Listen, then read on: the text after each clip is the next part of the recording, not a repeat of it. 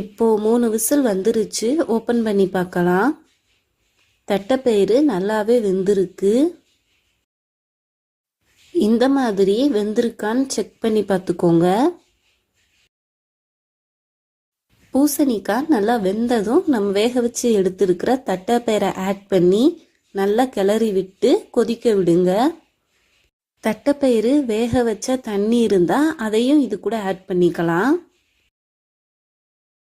இப்போ கூட்டுக்கு தேவையான தேங்காய் பேஸ்ட் ரெடி பண்ணிக்கலாம். அதுக்கு தேங்காய், சீரகம், பூண்டு 3ஐயும் சேர்த்து கொஞ்சம் கொஞ்சமாக தண்ணி சேர்த்து அரைச்சிக்கோங்க.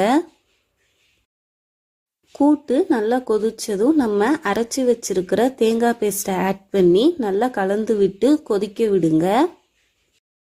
அடுத்து ஒரு பேனில் 2 டேபிள் ஸ்பூன் தேங்காய் எண்ணெய் எடுத்துக்கோங்க.